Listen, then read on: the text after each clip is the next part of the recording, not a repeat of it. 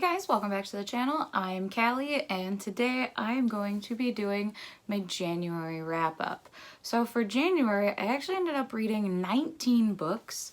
So I read a lot and I have a lot to go through. So I'm gonna do quick reviews with star rating and my general overall thoughts of the books that I read in January and my favorite book that I read in January. And then we'll see how that works. I'm gonna go in order of the books that I actually read just because it's gonna be easier that way. My notes are organized that way and I don't want to have to keep flipping back and through my review notes. So the first book that I started 2021 with was The King of Fools by Amanda Foody. This is the second book in the Ace of Shades trilogy. And I think King of Fools was probably my favorite out of the three. I'll talk about Queen of Volta a little later because I did also read that one in January. I gave this book 4 stars. This built upon the world that we learned with Ace of Shades really well. I think we expanded so much on the characters and the world and even the magic. So the Ace of Shades series follows 2 main characters, Elle and Levi, who are basically in this city of sin and are running for their lives against a shadow game. You play the shadow game and you die, or you get invited to the shadow game and you get killed. That's like the whole thing. So they're also trying to unravel this mystery. They're also fighting a revolution. There are so many different things going on within this series, and they're all so woven beautifully and just executed phenomenally. I highly recommend this if you're big into character-driven stories, as well as interesting written magic systems. The next book that I picked up is Legendborn by Tracy Deon. I gave this 4.5 star rating because it's fantastic. This is a King Arthur retelling of a girl whose mom is killed and she's going to this university as like a early program and ends up finding herself in this strange Arthurian secret society and just finds herself somehow attached to all of this. And we have this unique magic and demons and gods and monsters. And I think what I've loved the best about this is the melding of the magic with our modern day society was done so well. And I love books that can do that really well. One other thing that I really enjoyed about this is how this book tackles grief. A lot of books tackle grief in different ways. Some done really well, some are more, those aspects are more on the back burner. This one tackles it head on and it's not afraid to go into the ugly side of grief and all that comes with those emotions, and I loved how it handled it. Also, the love interest in this is so well done and I'm really excited to see where this goes from here. The next book I ended up picking up was a reread for me, and that was Spin the Dawn by Elizabeth Lim. This is a Mulan retelling, but instead of Mulan going off to be a soldier, she is trying to be the imperial tailor.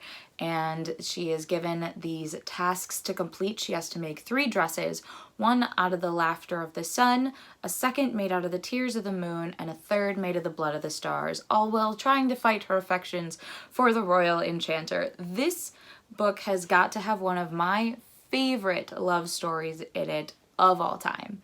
It is so well done, and I swoon just thinking about it because it's chef's kiss. I think the way the magic and the lore that is built within this book is so great, and I loved every second of it, and it just added so many different layers of depth. I can't say that word. It added so many layers of depth into this world and to our characters, so I highly recommend this if you like Mulan. So I read that book so that I could pick up its sequel, Unravel the Dusk, also by Elizabeth Lim. This is a duology, so I really I've been wanting to pick this up since it came out last summer. And I gave it this 4.5 stars. It took a much darker turn than our first book, and we delve a lot more into the demon lore. that was vaguely introduced in book 1. So I really enjoyed those aspects that were introduced. I also really like the concept of magic has consequences angle that this book took. Because it's not something that's explored very often, or the consequences are just you die. These had like actual relatable consequences for using magic, and I really liked that angle. I didn't like it as much as the first, but that is because of spoilery reasons that I won't go into. But if you've read this book, you know why. I just loved how the series tied up. It was a perfect ending with a nice little bow. Also, I greatly appreciate how we got little Easter eggs for Elizabeth Lim's upcoming book that's coming out, I think, this summer, which is 6 Crimson Cranes. They vaguely tell that legend in this book, and I read that passage 5 times because I'm like, that sounds so familiar. Why does that sound so familiar? It's because she's doing it already. The next book that I picked up was Stormcaster by Cinda Williams-Chima. This is the 3rd book in the Shattered Realms series that I've been reading for the past couple of months. I gave this book 3 stars. They're starting to get really hard to follow. There are a ton of characters, and keeping them all straight is a little bit daunting and hard to do. So it's very confusing at the beginning, especially because at the beginning, which this isn't a spoiler, it's a time skip, and they don't tell you it's a time skip. So I was very confused because I thought this was happening real time with our story, and it wasn't. So a bit confusing. I think this is more of a setup book. I think this, I would definitely say, has sequel syndrome, where I can see where the plot lines are going, and I see that this book was needed to set up specific things, specific characters, and specific character arcs, so I can appreciate that, but it just wasn't my favorite in the overall series. The next book I picked up is The Heart of Betrayal by Mary E. Pearson. This is the 2nd book in the Kiss of Deception trilogy, where we follow a princess who is trying to run away from her marriage by going and being a lowly barmaid, and we have 2 men who follow her. One is her prince, the other is an assassin. And you don't even know which is which is such a fun concept. In this book, I gave it 4.5 stars. It was really well done. Like I said before, this is one of the better love triangles that I've ever read, and I highly recommend it if you want to get back into that trope. This one's really well done. It is full of betrayal. This book hurt me, and I'm not really ready for the 3rd book, which I should be picking up relatively soon. The next book that I picked up was Kingdom of the Wicked by Kerri Maniscalco. This follows a girl who, her sister is killed, and she ends up accidentally making a deal with a prince of hell, Wrath. And our plot goes on from there. This book I gave 5 stars, was so good. I loved it. It's set in Italy. It is so atmospheric. It is extremely captivating from page 1. The witches, the magic, everything. How the princes are portrayed. You meet a couple of them along with Wrath, and Wrath is definitely my favorite character right now of all time because he's so well written. And he is the epitome of the dark, brooding bad boy, and it's just so much fun to read, and I need more of this world. I need more of Emilia and Wrath, especially with how this ended. I have so many questions that need answers.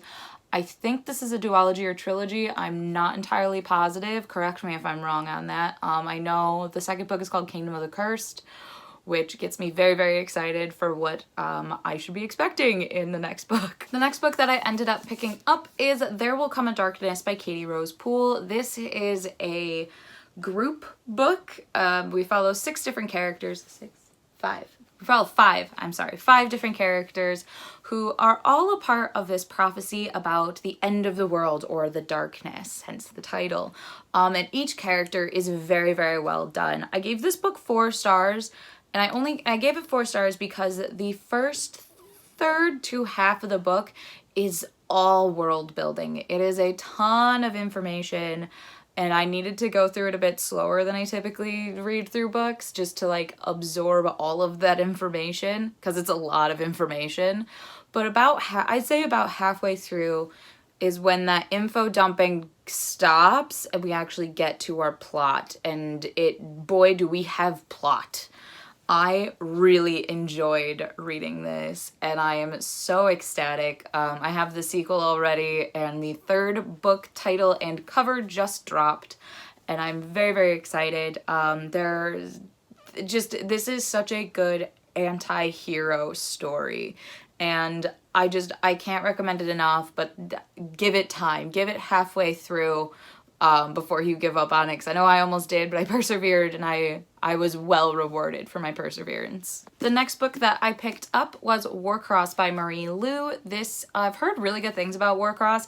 I ended up giving it 4 stars. It was really fun. It reminded me a lot of Illuminae and Skyward and all those sci-fi books, and basically we follow this girl named Amika who is a hacker and ends up almost accidentally hacking into the championship of the biggest game in the world, Warcross. The owner and creator of the game ends up reaching out to her, and she thinks she's like in deep, deep trouble, but he actually ends up offering her a job to try and figure out who else is screwing with the game and his players. So she goes on this like undercover mission to play as a Warcross player while also trying to like unravel this mystery, and it's really well done. It is a very realistic, futuristic approach to the world, because it is our world, but set several years in the future. And I really enjoyed reading from Amika. She was really fun and spunky. Basically, she reminds me of Penelope Garcia from Criminal Minds, who is my favorite character besides Spencer Reed. So if you like Criminal Minds and love Penelope, I highly recommend you would pick this up, because Amika is basically Penelope, and it's glorious. The next book I ended up picking up is The Shadow Queen by CJ Redwine. This is a Snow White retelling. I ended up giving it 3 stars. It was a unique retelling where it was unique and exciting. It was a lot more gruesome than I anticipated from a Snow White retelling, but it's the Snow White and the Huntsman work together to try and trick the queen, and that part is really well done and really fun to watch, but the way that the story unfolded was very fast, and you blink and you miss it kind of a thing. So it was the beginning and middle were very drawn out, but like the resolution was so quick and dirty, and I couldn't appreciate it. So I didn't care for this as much as I was hoping to. The next book that I ended up picking up is Sword in the Stars by Amy Rose Capetta and Cori McCarthy. This is the sequel to Once and Future, which is a gender-bent LGBTQ plus King Arthur retelling, which is a lot to unpack in 2 books. Don't get me wrong, but it is done so well. So we follow Ari, who is our reincarnation of Arthur, who has to deal with the fact that she has pulled Excalibur from a space station, and then this old-timey Merlin pops out into existence to help her save the galaxy from this evil corporation. And it's so much fun. We have Guinevere, we have Lancelot, we have all of our favorite Knights of the Round Table. They also dive really deep into like all of the Arthurs throughout history and the original Arthur. We get Morgana. It's just so much of the King Arthur retellings, and it's everything I could ever want from a King Arthur retelling, which apparently I'm really into right now, because this and Legendborn were just so fantastic, and I just want more King Arthur retelling. So if you have more recommendations for those, please let me know, because I will read them, because King Arthur is one of like my favorite things to read about along with Greek mythology. So the next book I ended up picking up was Instant Karma by Marissa Meyer. This is Marissa Meyer's first delve into contemporary, and it was almost like magical realism contemporary, where we're following a girl named Prudence, who is exactly like her namesake, and is a type A, everything has to be perfect or else you're trash kind of person. She's the person who does all the work in group projects. So she gets this power to enact karma on anyone she wants, but it doesn't work on her lazy lab partner. And so she ends up trying to investigate why, and then finds out that she's a terrible person. Wait, I gave this book 2.5 stars, and that's being generous. I hated this book so much. I could not stand our main character. She was a brat. She was unwilling to listen to other people's stories, backgrounds, anything. All she cared about were her grades, which, don't get me wrong, I cared about grades too in school, but like, damn, like, she just bypassed any type of kindness or consideration for another human being. And the issue, I'm fine with that's with how we started with her, because I get it, she's supposed to be an unlikable character and all of that, but at least with me, I don't feel like she learned her lesson by the end of the book. I feel like she was just, yeah, this is how it is, and this is how I am, take me or leave me. And I'm like, okay, lady, you need to calm down. I'm done with you. And so I did not like this, unfortunately. I had such high hopes for it, and they were taken down a lot. So unfortunate, but happens. The next book I ended up picking up, though, was Bloodwitch by Susan Dennard, which this is the third book in the Witchlands series, which is still going on, and I think this has been my favorite one. So in the Witchlands, there's war brewing, there's several different types of witches, and in this book we're following Addie, who is one of the only blood witches to pop up in several years. And I love Edwin. He's fantastic and just so much fun and has such character depth and so many different layers to him. So we follow him and Isolde in this book, and I love them. They're fantastic. I highly recommend this series if you love witches and the big overarching war plot line, because it's full of it, I promise. The next book I ended up picking up is We Unleash the Merciless Storm by Taylor K. Mejia? I'm not sure how to pronounce it, unfortunately. This is the sequel to We Set the Dark on Fire, which was a LGBT fight the patriarchy kind of a book, and I loved the revolutionary aspect. However, I gave this book 2.5 stars. I lost all sense of the revolution in this book. This one felt more of our pining and just only looking at our girl characters, which is fine, but I wanted that revolution. That's why I liked the first book, is we had, you know, people who were trying to be secret agents to help the revolution and take down the bad guys and the bad government and all of that. But this one, I just didn't get the same feeling from the first book into this book, so I did not enjoy it as much as I did book one. Next book I ended up picking up was The Sundown Motel by Simone St. James.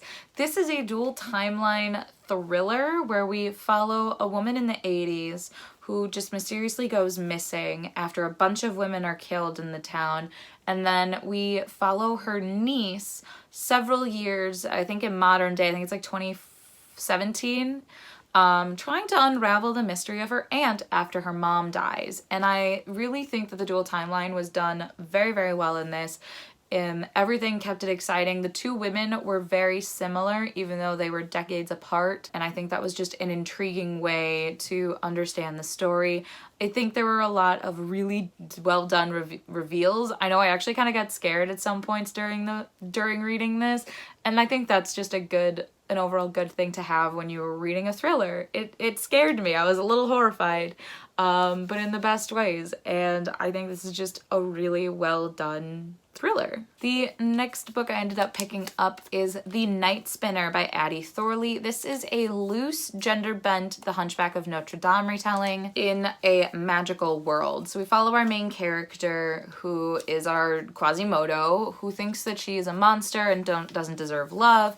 We have our Frollo characters, our Esmeralda characters, and all of that. The issue I had with this, so I gave this 3 stars. It was fine, but that's just kind of it. It was fine. I could immediately see who each character represented from the original story, and because of that, everything was so predictable, and I was able to predict exactly what was going to happen at any moment in the entire book, which was really unfortunate. But it was a fun little retelling, but it wasn't my favorite retelling in the world, unfortunately. The next book I picked up is Allied by Amy Tintera. This is the finale to the Ruined trilogy, where we follow a girl who is considered a Ruined, which is a race of people with magic, and they are being wiped out in this big genocide. So she goes to the kingdom that is killing her people to try and kill the entire royal family, while also marrying the prince.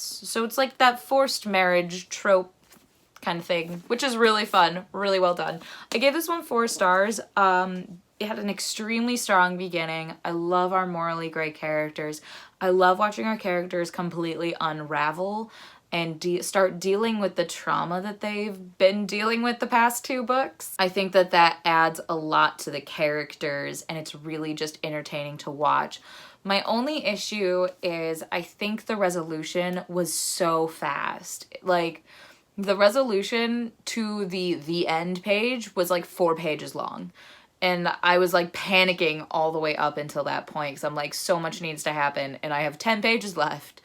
Oh dear God. It was one of those panic moments. So I think it was done a little too quickly. I would have wanted more after the fact and dealing with that trauma as well from our big finale fight scene. But overall, I think this series is really strong and it's really well done. I would highly recommend this series to anybody. Another finale that I finished this month was Queen of Volts by Amanda Foody. I read King of Fools at the very beginning of the month and I read this at the very end. I gave this 4.5 stars. This was so good. It was a little drawn out at times, which was fine because I love these characters so much. And with this one, we get a lot more of the in-depth history of this world and our characters and all of that, as well as some of our side characters. And I loved it. I love the back and forth between Anne and Levi. I just love their relationship and the growth that they both have to go through throughout all 3 books. Overall, this series, I would give 4.5 stars. It's so good. I love this series. It's so good. It's unique. It's fun. It's not like any fantasy I've ever read before. So if you're hesitant or thinking about picking up this series, do it. All 3 books are out. Just pick up the series. I promise you, it will not disappoint you. The last book I read in the month of January was Wings of Ebony by Elle. I gave this book 4.5 stars because it was so good. This had another really well done melding of our real world magic and our real world and the magic system. Basically, our main character, her mom is brutally murdered and her father, who she's never known, shows up and tells her that she's half god and that she can no longer be in the human world because she's half god. So, lo and behold, no one likes to follow rules, especially when she's lived in the human world her whole life and has a half-sister. She goes back to the human world to visit her half-sister to check on her and then is thrown into this plotline of gang violence, as well as following these strict authoritarian rules of the government of her new city and dealing with all of that, still learning how to understand her magic and where it comes from, as well as bringing all of the trauma from being in the real world and being a Black girl in a downtown area and dealing with all of that as well. And it was just so good. I loved this book. The writing is exceptional and it's just a fantastic story that I fell in love with, and I will be reading JL all the time now because this debut is fantastic. Go read this book. It's so good. It's so good. So those are all of the books that I ended up reading in the month of January. Like I said, I read 19 books. I had a few duds and I had a few really good books. Overall though, I think my favorite book of the month was Kingdom of the Wicked by Kerri Maniscalco. Mainly because I can't stop thinking about Wrath and Amelia. I can't stop thinking about them. I'm stalking Kerri Maniscalco on Instagram for the snippets that she's posting because I'm obsessed. So, highly recommend that. Highly recommend really any of these books. I get rid of the books that I don't like, so that's why I had to put pictures up on the screen because I got rid of them already.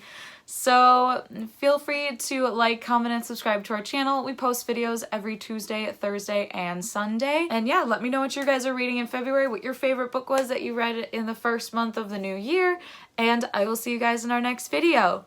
Bye!